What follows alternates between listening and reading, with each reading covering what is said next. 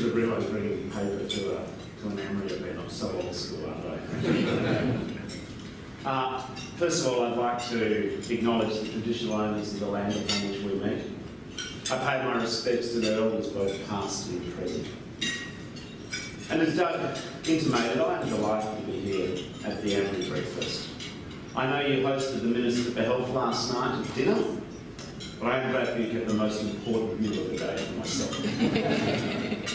My outstanding Shadow Minister for Health, Catherine King, and I are here because of our deep regard and our high regard for what you do. We know that medical research is more than just a great Australian success story. We recognise it's more than just a growth industry in a massive global market. We understand that medical research is even about more than life and death. It's about the quality of every life. In a world where we're living longer, where more and more of us can expect to see a fourth quarter in a century of life, it means that more and more of us will fight cancer. We'll have the challenge of chronic diseases, arthritis, diabetes, Alzheimer's and forms of dementia. It is your breakthroughs, the trails you blaze for your successors, which will help people all over the world grow old with dignity, with confidence, and alongside their loved ones. Friends, as you know, this has been a historic week for our world.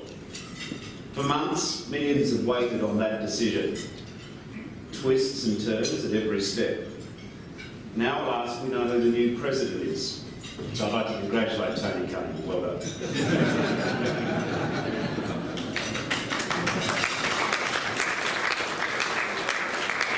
We do look forward to working with you. I also think it's important to acknowledge Doug Hilton for the remarkable contribution that he has made as president.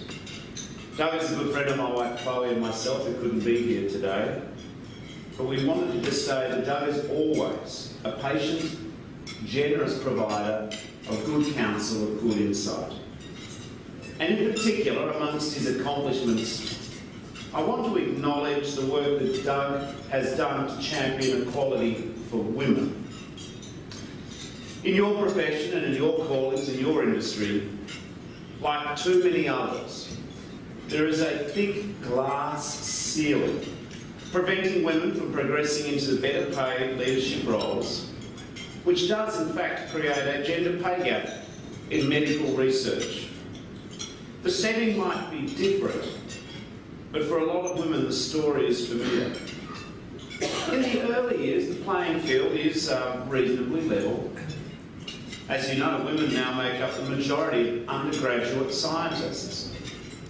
But as pay grades and seniority increase, the graph takes on the shape of some analysis called the jaws of the snake, with a wider and wider gap between the numbers of men in senior high-paying roles and women. Doug, you recognise the insecurity that strikes many women in the middle phase of their career while they try and juggle work and family.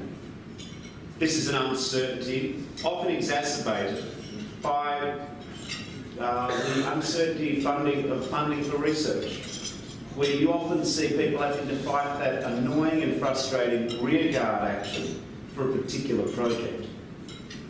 Friends, if Australia is to be what we can be, if we are to continue to be a world-leading science and research nation, we need to utilise all of our population.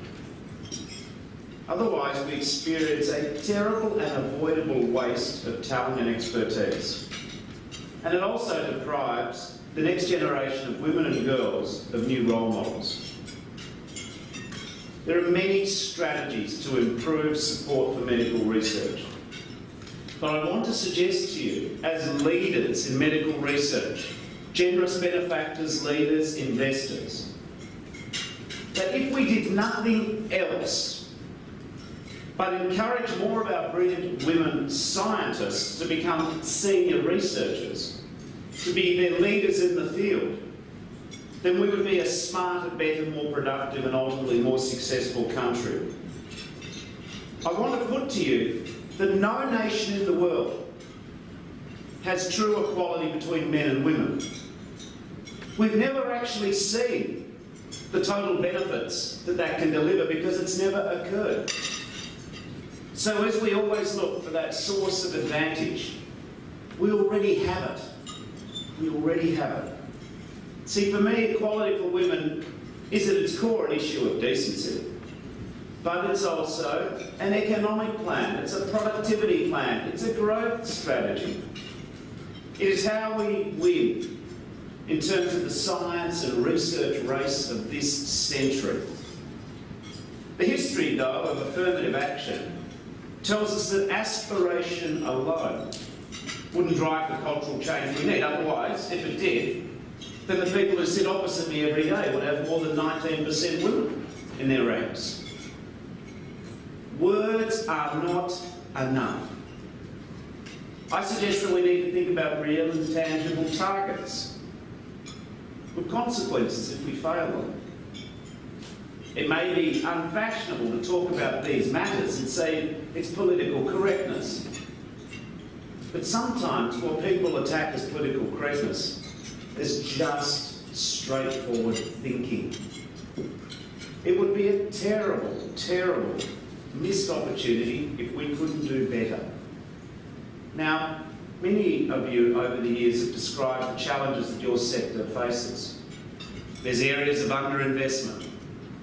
There's a rate of commercialisation that needs improvement. We need better partnerships in teaching, you tell me. We need to smooth the translation and development process. But I also think that we can afford to be optimistic about the future. You should know that whilst many of us in Parliament cannot fully understand the detail of everything that you do, even when you explain it to us slowly, we know that with every fibre... I thought that might get a laugh. We know that with every fibre of our being, how important you are to our nation, to our people, and to their happiness. You should rest assured that when you come to Canberra and people talk to you and you talk to them about what you do, you collectively make us all feel slightly more proud to be Australian.